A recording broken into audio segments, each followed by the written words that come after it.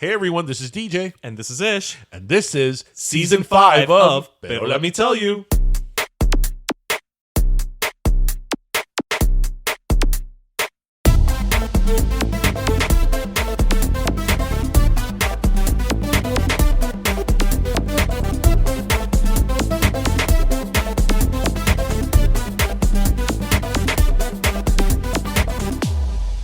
All right, oye mi gente. So with us today, we have someone who, we talk to people from all walks of life, and sometimes we like to pretend we're intellectual and smart, so we invite authors on our show.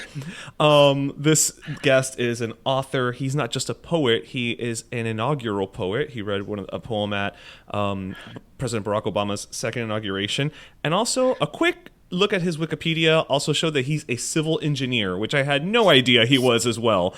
So thank you so much for joining us. I got with us today Richard Blanco. Thanks for joining us, man. Yeah, good to be here. Yeah, the civil engineering thing always catches people by surprise. Was that kind of like, when you told your parents you wanted to be a writer, they were like, no. You can write, pero tienes que, get a degree in something that you can go and get a job. No, not really. I mean, I'm sure it could have gone that way, but I mean, honestly, as a working class immigrant kid from El Barrio, from Westcheste, it just wasn't, the idea of even the realm of the arts was not even a reality. So it wasn't even like a choice. It wasn't even I even myself dreamed of. And I wasn't, I was always left brain, right brained, obviously. So it wasn't like I was a really artistic kid or really like brainy kid. I loved everything. So I just found my way. I didn't start writing till I was like 27, actually. Really? Yeah. Oh, wow. That usually, when people go down that route of the arts, it's something that manifests very young. It's like, since I was, an embryo, I've always wanted to write poetry. Yeah, I know.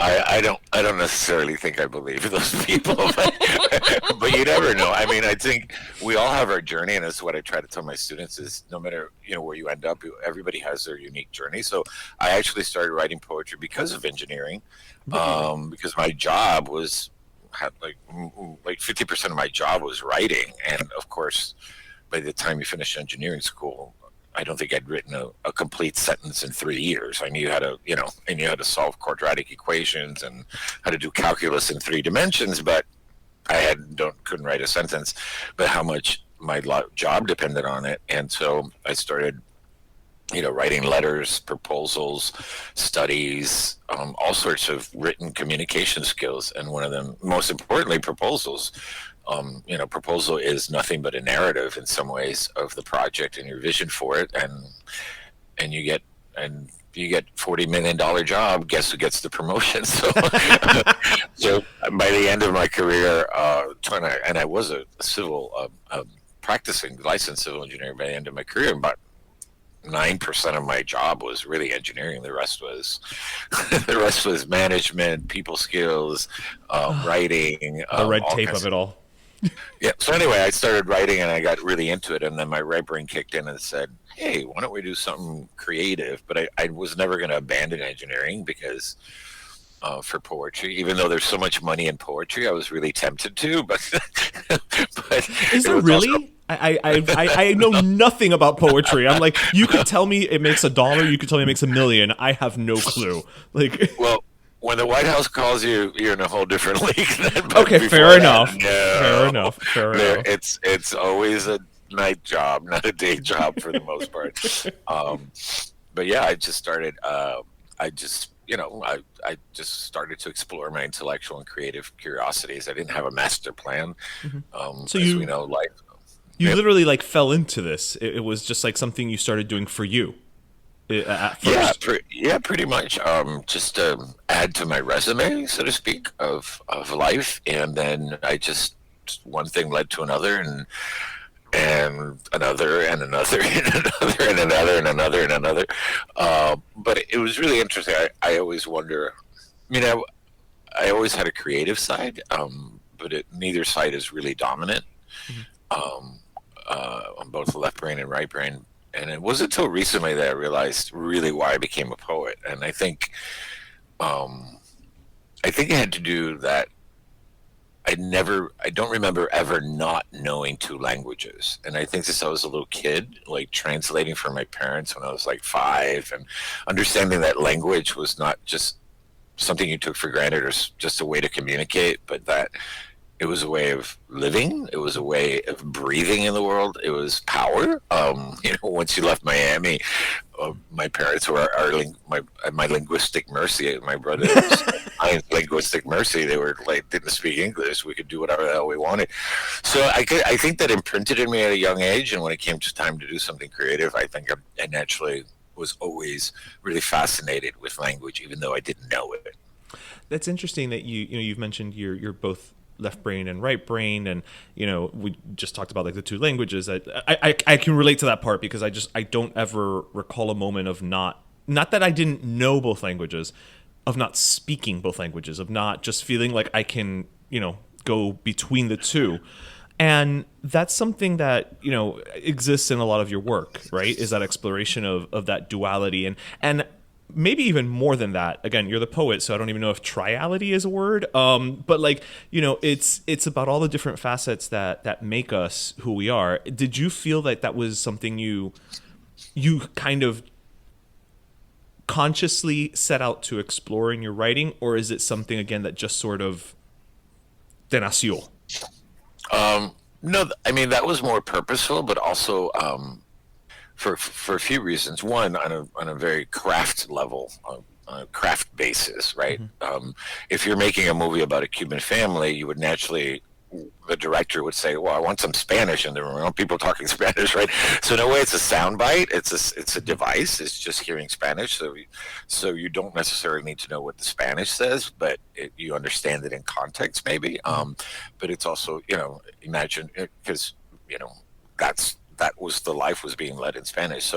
So that's part of what I wanted to reflect, is not only being bicultural, but bilingual. And then you're right, there's an interesting space in between those two that happens in the writing. So there's a translator that I work with that told me, your work, I'm not going to translate your work. I'm like, what are you talking about? Like, it's like, I'm going to put it back in the original language.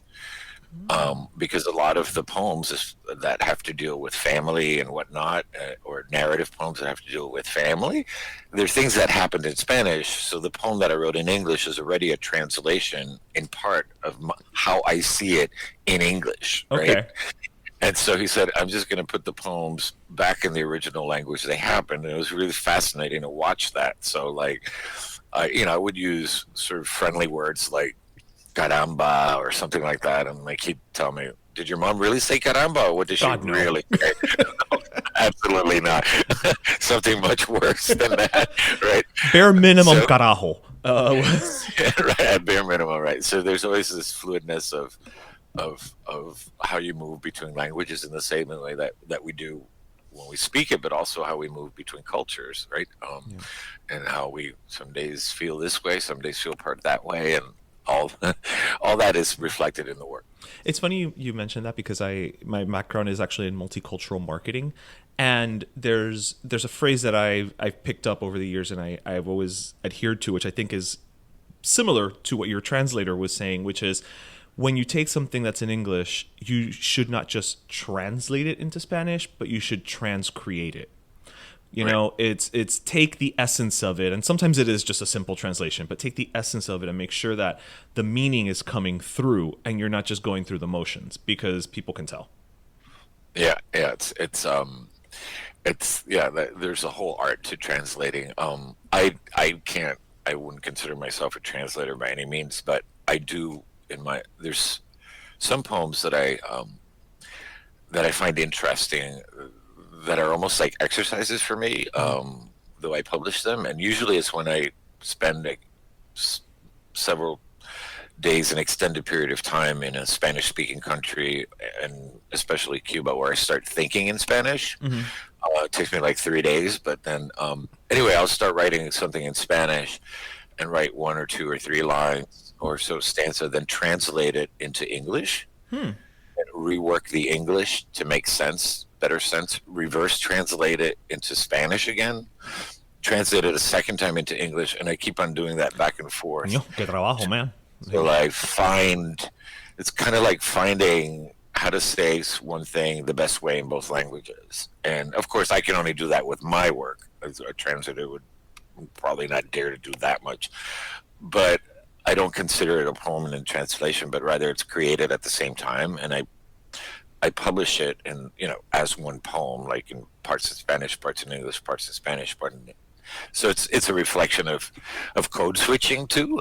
but but I find it's interesting to see the weaknesses and the strengths of both languages, and the space in between them. Wow, that's such a great term that I've only recently become familiar with, code switching, because it's so it the meaning is in the name, right? Like, and if you know what they're talking about, it's like we do it every single day, even like micro code switching. It's ridiculous how big a part it is in our daily lives. Well, that's the name of the show. That's a code switch, right? Well, we're on Pero, let me tell you, but this is it's we code switch here all the time. Yeah, and there's also Miami accent, which we can pick up too. Oh, yes, we can. Did they tell you that in Maine? You have an accent. Where are you from? Or no, they don't know enough people from Maine, but I can hear it. Like, I can hear someone from Miami, and there's actually a phenomenon. I'm not going to get into it, but Dr. Philip Carter from the linguistics department at FIU, and I where you teach as well. Yeah, where I teach. Yeah, he's a linguist. And it is a unique phenomenon. And I forgot he explained it to me about why it happens, and it is becoming more and more distinct. Actually, it's a mixture of code switching with accent, with other things. It's an interesting phenomenon.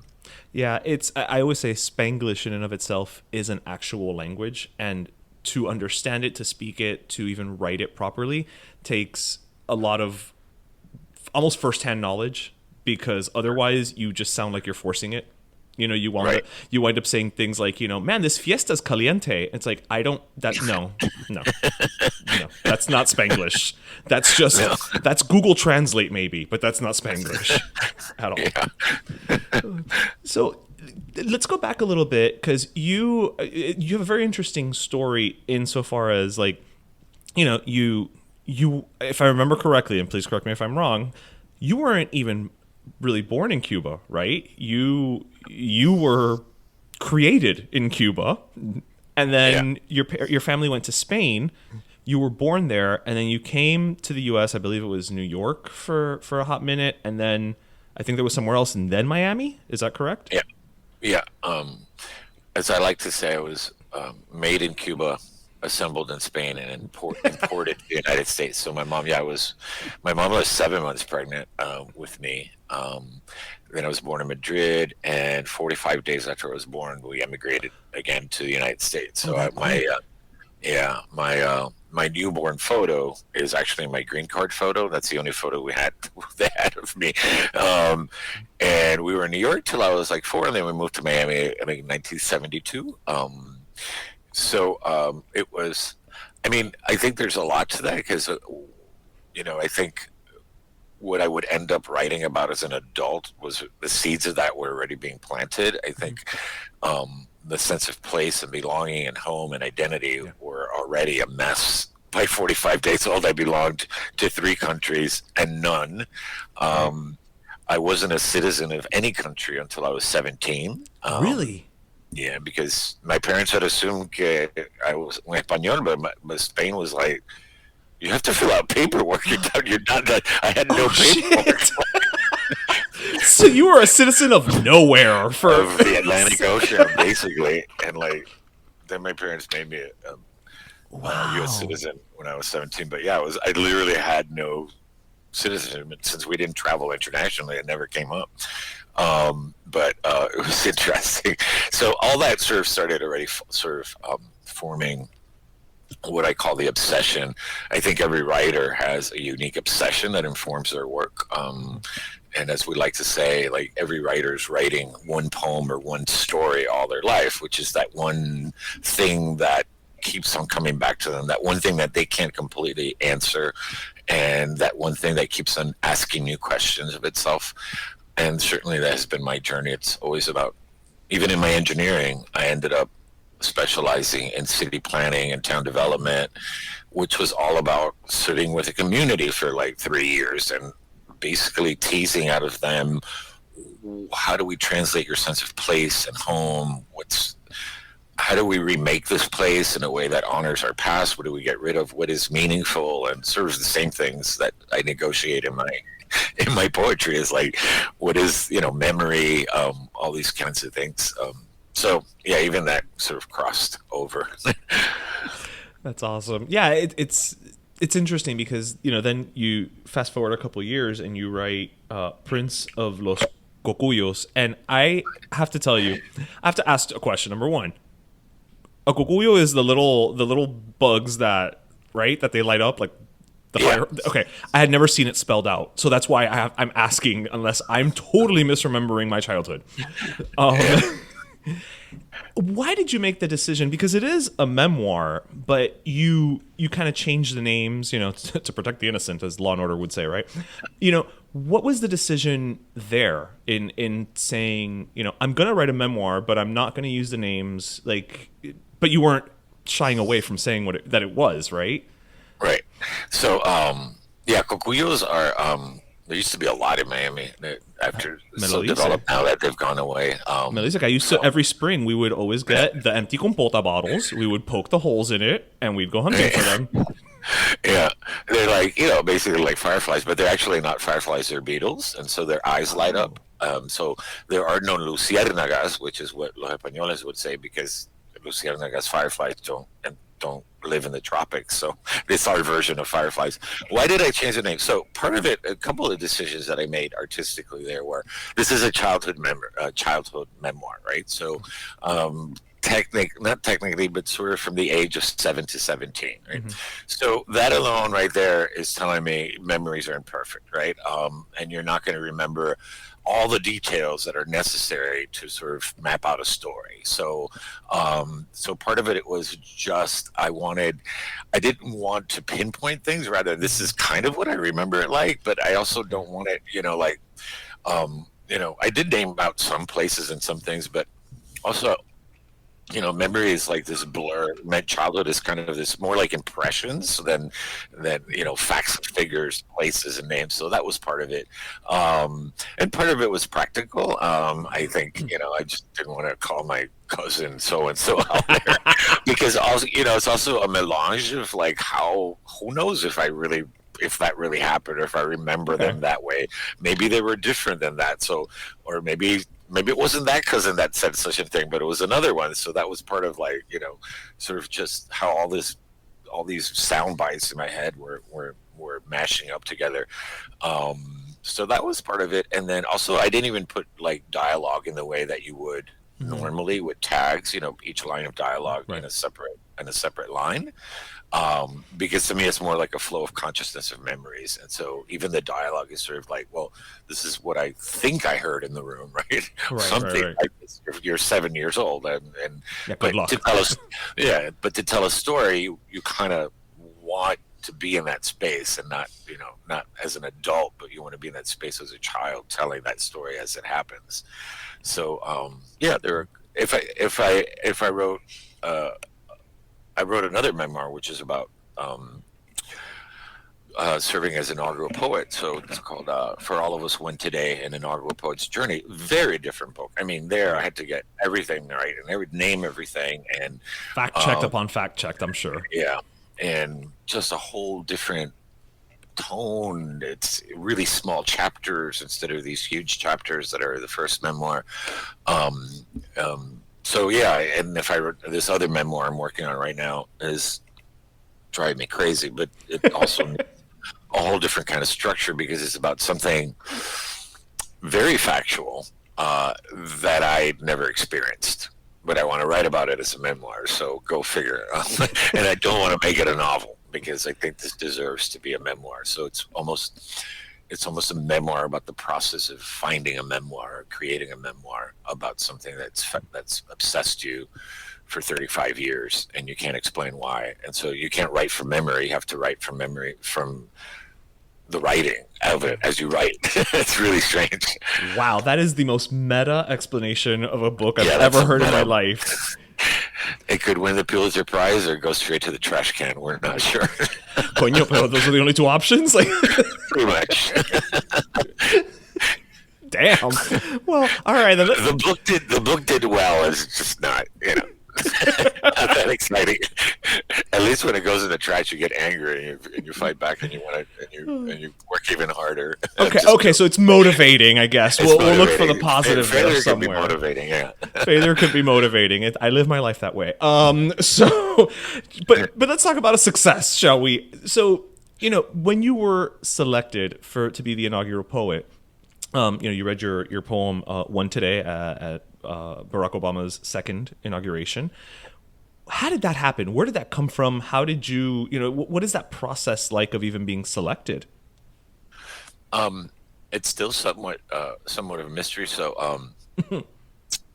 couple things about that. My life then was, for the most part, like I was engineer by day, poet by night. I carried both careers. I think my third book had come out.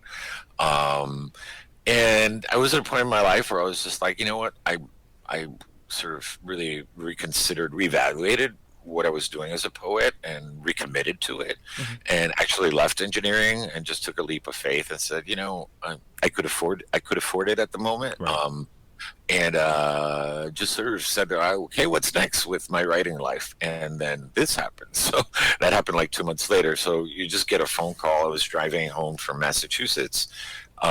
Through Massachusetts from New York, where I had done a poetry reading.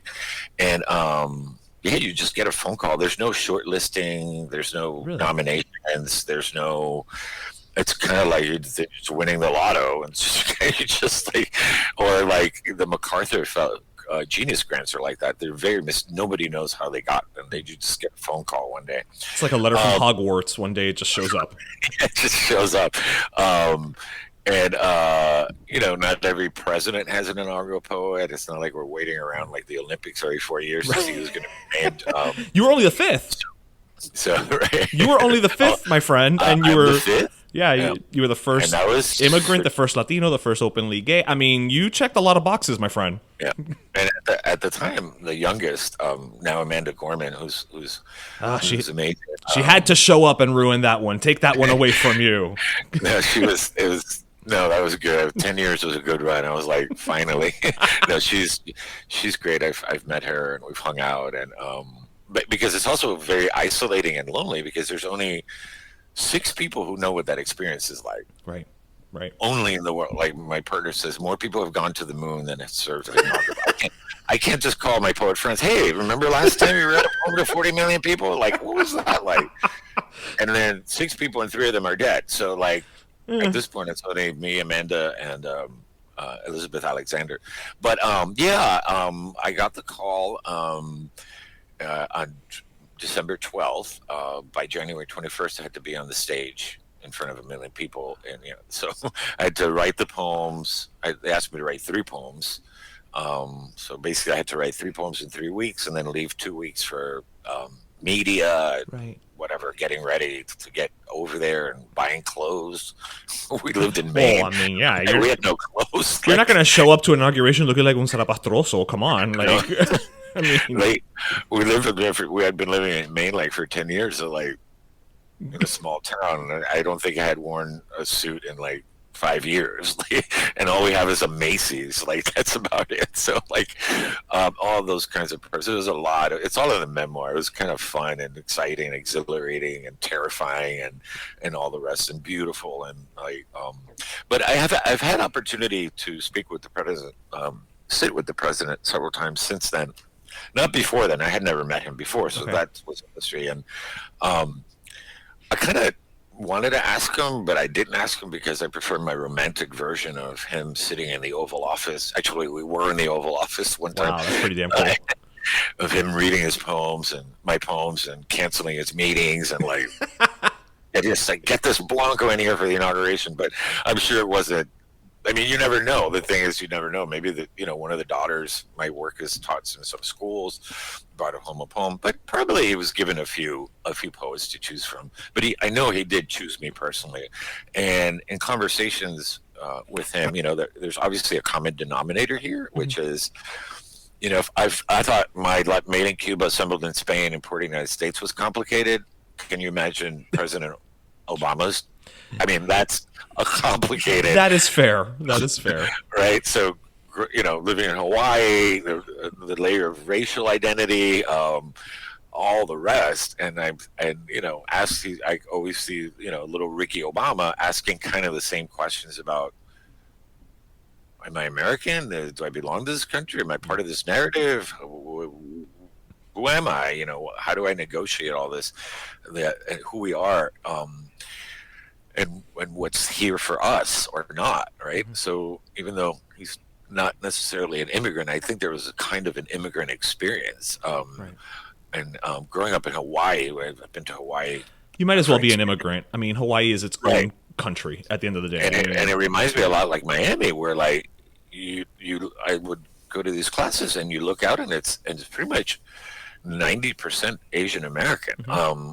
or Asian, and that's the norm. And just like in Miami, like 90% of my classmates were Cuban, just like me, and it was the kids that had freckles and didn't speak Spanish that got picked on. So it was like an interesting seeing that environment, and you feel like part of the United States, but not really. That's you. I love that you just teed me up for my next question and topic. So you did write a collection of poetry called "How to Love a Country," mm-hmm. and I think what you were touching on, right there, is a little bit in the sense that when you grow up in Miami, you grow up. It's a weird. Especially, I'm gonna lump us together because we grew up with hearing about the American dream, right? And we left, Cuba, we left the communism, so you could come here and have opportunities and this, and this.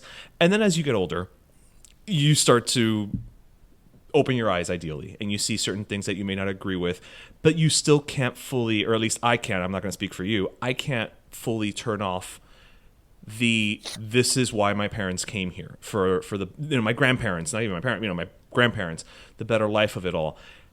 Is that partially what you were, what you're feeling when you're sitting down to write these, and in the years since, because you can make the argument that the country hasn't gotten any easier to love, since you wrote those, those works. Where did that come from? And it's just, I'm just going to end it there because I could just kind of go on stumbling for words, and you're the poet. So, great, bunch of great points to think about. First of all, that book was sort of an outgrowth of the experience of being an inaugural poet, in the sense that that's arguably the most public civic moment for poetry in America, where 40 million people hear one poem.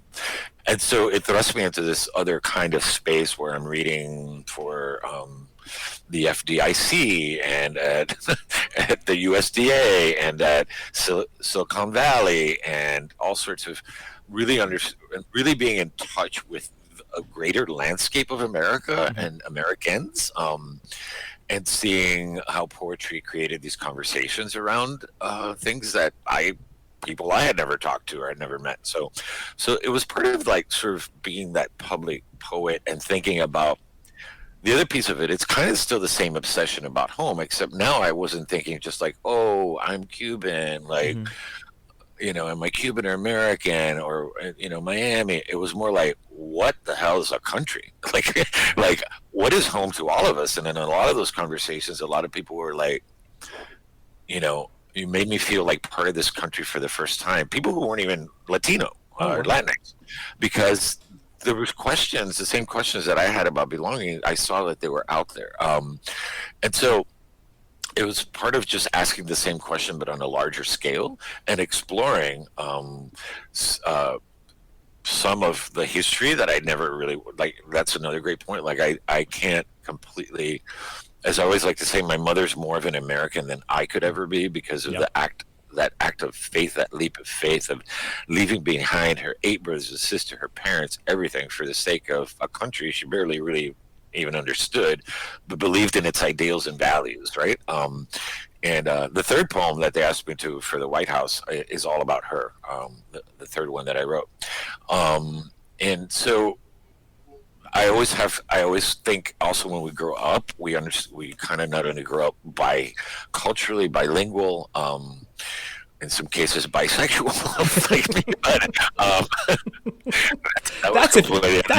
but that's if you're really lucky. And then you also go by historically, right? So we remember we'd read in the history books all these great things about JFK, but then there was this other stuff, another perspective that was like, no, that was not good for us, or all these great things about Cuba. And then we're like, or, so I would learn kind of early to be moderate, or to understand that history and truth is somewhere in the gray. And I think that's where I wanted the poems to be. I didn't want poems that were just poems of protest. I wanted, yes, you need to call out what needs to be called out, but also I think a poet and a poem should offer a way out, another way, another discourse, another conversation. Ask questions that we're not asking. Ask them differently. Explore, deepen the exploration of what seems on the surface a very black and white topic, and really understand that nothing is black and white. So yeah, it was an exploration of looking at that history, and looking at my present, and looking at my own family history and real connection to this country, not necessarily to Cuba, but what the hell were they doing here? What was going on, right? And it's kind of like, it's, instead of asking, what is home, it's like, well, what's a country? You could almost put a question mark on the title instead of how to love a country. It's like, how to love a country? Like, how do you love a country? What is a country, especially a country this big? Can we even, it is sad to say that we can't find common ground. And yet we have so much of it, really. If you strip us away, we have probably more commonalities than differences in a weird roundabout way. And I think that's what a poem can do. So I won't mention any names, but someone who is kind of not moderate in my family read the book and said that their two favorite poems were Complaint of El Rio Grande, which is all about Mexican migration, and the other one was what was the other one? Something about Until We Could, which is a poem about gay marriage or marriage equality. I'm like, do you understand that you just picked out two of the most controversial topics that you don't believe in? And so it was really interesting to watch that. And then we got into this conversation, and it was interesting. Like, we shared some different perspectives because the poem was in the gray. And so we talked in the gray. And yeah, you stripped away the rhetoric that people surround themselves with, or nowadays the clickbait that people surround themselves with, and they could just, again, when you let somebody sit with their own thoughts, 9 times out of 10, we're probably going to agree on more things than disagree. I like to think so. I'm an eternal optimist. I don't know if that makes me tremendo como mierda, but that's, Me too. And I think optimism in our country comes from our parents again, right? Like that whole, this can't go down because like the book was it Ana Menendez? I forget, or was it Achio Vejas who wrote, "We came all the way here so you could dress like that." It's like the best title. You just sounded like my grandmother. We're like, this is it. Like, this is the last stop. We're not, this has got to work. Like, but it is sad to see some of the same things that, some of the same things that our parents used to tell us about, the neighbor against neighbor kind of thing, that weirdness that's going on. So, but I am an optimist. I think it'll find a way. Yeah, I hope so, because that way we can continue to enjoy your works, such as what you're working on right now with one of our favorite South Florida ladies, Vanessa Garcia. She co-created the Amparo Experience, and I had no idea you guys were working together until literally earlier today. Yeah, we just we wrote a play that was commissioned by Portland Stage in Maine, Portland, Maine. I had started the project and then realized I didn't have I thought, well, I was a poor reader because we didn't have books in my house. Like we weren't the books we had on how to learn English for my parents. So I always read for book reports. I read poetry, or I would read plays because they were small. True, a lot of stage direction. Yeah. I mean, I could get through a play in like an hour, like so. But I ended up loving theater, and so when they asked me to write the play, I was like, sure. I was like, who can't write like 70 pages? It was one of the hardest things I've ever had to do in my life, because it was like, for a poet, it was like writing with with your hands tied behind your back and like one eye closed, Jeez. because you don't have all the same tools. All you have is dialogue. You don't have detailed description. That's true. I can't describe the plastic covered sofa for 3 sentences and the texture. Somebody's got to do it in the play, but it's got to be. So anyway, I took a stab at it. It was half decent, and then I met Vanessa because I went to Amparo, and then I was fascinated by the immersive theater concept that she's so good at, so wonderful at, so amazing at, and then we just got to talking. And I was like, hey. She loves collaborating, so that was great too. So I was like, it's been such a delight working with her. So easy, but yeah, it's a play right now it's called Sweet Goats and Blueberry Señoritas, and the premise is a Cuban woman moves to a small town in Maine. Okay. Wherever did you get the idea? I wonder. For love, she gets her family comes from a long generation of bakers, and so she gets divorced here. She decides to stay, opens a bakery, but now is reaching a sort of an inflection point in her life where she needs to decide: is this going to be it forever, or for the foreseeable future? Or do I move back to Miami? And of course, there's a lot more going on, and conflicts and characters and whatnot. But it's again about home, place, and identity. So, and the title alludes to some of the stuff that happens in her bakery, which is part of the symbology of the play. So I love it. It sounds a little bit like a Cuban American version of the musical Waitress. In a way. I haven't seen it, and there will be food, because Vanessa is a big foodie. So a lot of the play has to do with the bakery. So there is going to be an immersive element of food. Ooh, okay, you had me at food. I mean, I will fly to Portland, Maine for the premiere if you promise me some type of baked goods. Yeah. I hope eventually it'll come to the Arch or something, or Gable Stage. We're just doing now the second round of workshops, they call them, and practice workshop rehearsals, workshop performances. But I think it'll be sometime in early 2023. Will be debut. That's around the corner, dude. Yeah, for a play, I didn't realize that's actually pretty fast. That's ridiculously fast, yeah.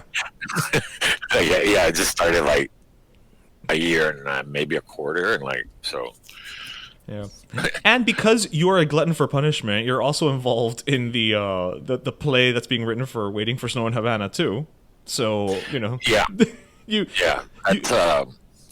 that's that's gonna be it's a musical actually, yes. Which is probably more challenging, and that's a huge collaboration because you have lyricists. In this case, we'll probably have a co-lyricist. You have the composer. You have the book writer, the one that writes the actual script. You have a dramaturg, if I can pronounce that correctly. A choreographer and a director. And God knows, probably like 10 other people. And all these people got to be like buzzing in the same sort of the same way, or else you can imagine.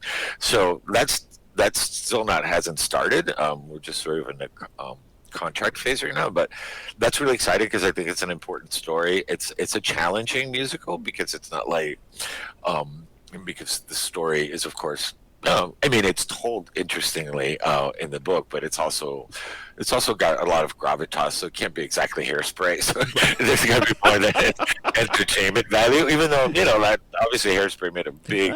Maybe Harvey Firestein's available, but we'll see. I have no idea what the composer and so I'll be the lyricist or co-lyricist. And it's funny, my life has been pulling me in that direction. I've had other musical projects where they asked me to write lyrics. I've been moving more towards the performing arts and TV and film and things like that. I don't know where that's coming from, but it's interesting. The connection is that it's all language. It's different kinds of language and how you use it, but it's fascinating to sort of watch that, like, and it's a little bewildering too, because you have to switch hats. So like, okay, I'm gonna be a poet for the next 4 hours, and then I gotta be a lyricist. Like, don't get too deep, just make the shit rhyme. Like, it doesn't have to be like a poem in the same way, right? Like, but it's got so many other challenges, you know. It's and how do you fit the music, right? Or like, so another component, and then so it's keeps me on my toes. I'm such a slacker. I was gonna say, nobody's ever going to accuse you of being a slacker, okay? Like, they may accuse you of many other things, but like, you're not a slacker, not even top 300, okay? Like, come on. That's I think also the immigrant exile thing. It is, right? It is. Like, I hear you. Like, I have a day job. Myself and my co-host, Darian, do this. We also have a chicken wing business. It's like, okay, and on top of that, he has a kid and a wife, and I have my partner, and it's like, right, because we don't have enough crap going on. Let's just keep piling more and more shit on top of it. Let's make wings. Yeah, let's make wings. It's like, why not? And well, shameless plug. Next time you're in Miami, let me know, because I will take you. We make guayaba y queso wings. Oh my God, where is that? Do you have a shop or? No. We do a pop-up. We do pop-ups all over. Oh, awesome. Yeah. So the play is kind of it's kind of dealing with that kind of thing. Blueberry Señorita. Yeah, it's kind of like we can relate. Fusion. It's talking about fusion and stuff, like fusion of cultures, and which is fusions of homes and places and identities and all the rest. So that's cool. I gotta have one of those. Yes, we'll save you. Have you been to? We're gonna totally get on the food. No, dale. But have you been to Dos Croquetas? Oh, we just did a live recording there like last week. Yeah. I'm like, no, it tastes like a medianoche. That's impossible. Thank you. We say that all the time. We're like, they are wizards, is what they are. Like, it's sorcery is the only explanation for that croqueta. Yeah, I think there's like a little Harry Potter in the back. I tell Alec that all the time. One of the owners. I'm always like, you realize that this is just magic. Like, you can tell me whatever you tell me how you make it. I'm not believing you. This is literally a spell somewhere. Santeria. No. That's brujeria, maybe, but Santeria is a whole other ball of wax. Right. Yeah, no. Yeah, let's stick with brujeria. Brujeria. When brujeria is the better option, that's an interesting choice. But Richard, thank you so much for joining us. I mean, I know how busy you are just by having this interview, because you've got so much going on, and the fact that you carved out some time for us, I genuinely appreciate it. And we always say that we love seeing Cuban Americans and Latinos, quote unquote, make it, right? Whatever that means for whomever we're talking about. But there's a little extra something when it's also one of ours from Westcheste.